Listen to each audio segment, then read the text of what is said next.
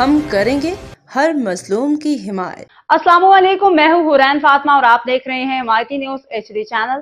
نظر ڈالتے ہیں آج کی اہم خبروں پر۔ ایسی مبینہ اختیارات کا ناجائز استعمال کرنے والے افسران کو اعجاز جماڑی جیسے وکلا ہی قانون کے کٹہرے میں لا سکتے ہیں۔ دڑو غلام مصطفیٰ جت، روزنامہ حمایتی نیوز۔ دڑو کے ایک شہری اور دکاندار غلام مصطفیٰ سمرو کو گرفتار کر کے مبینہ طور پر اس کے خلاف چرس اور گٹکا رکھنے کا مقدمہ درج کرنے کے معاملے میں دڑو تھانے کے سابق SHO انسپکٹر ذوالفقار علی شرک کے خلاف عدالت کے حکم پر اختیارات کے مبینہ ناجائز استعمال کا مقدمہ درج کر لیا گیا ہے، جبکہ مقدمہ درج ہونے کے بعد سابق SHO کے فرار ہونے کی اطلاعات ہیں۔ تفصیلات کے مطابق گزشتہ سماعت کے دوران فرسٹ ایڈیشنل سیشن جج سجاول کی عدالت میں معروف وکیل ایڈوکیٹ اعجاز جماڑی نے شہری غلام مصطفیٰ سومرو کے مقدمے کے حوالے سے دلائل پیش کیے۔ عدالت نے دلائل سننے کے بعد شہری کو منشیات کے مقدمے سے بری کرتے ہوئے مقدمے کو فوری جھوٹا قرار دینے کا حکم دیا۔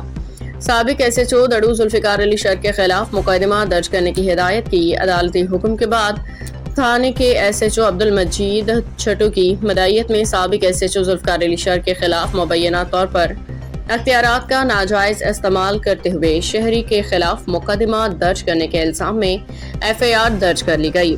ذرائع کے مطابق غلام مصطفیٰ سمرو کو تقریباً 4 ماہ قبل دڑو سے گرفتار کیا گیا تھا، جس کے بعد اس کے خلاف گٹکا اور چرس رکھنے کا مقدمہ درج کیا گیا۔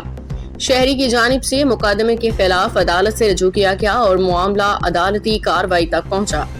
واضح رہے کہ 6 اگست کو ہونے والی سماعت میں سجاول کی عدالت نے ایڈوکیٹ اعجاز جماڑی کے دلائل سننے کے بعد غلام مصطفیٰ سمرو کو منشیات کے مقدمہ سے بری کر دیا تھا۔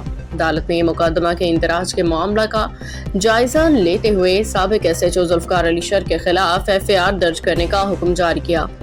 عدالتی حکم کے بعد سابق SHO کے خلاف مقدمہ درج کر لیا گیا، تاہم مقدمہ درج ہونے کے بعد ان کے فرار ہونے کی اطلاعات سامنے آئی ہیں۔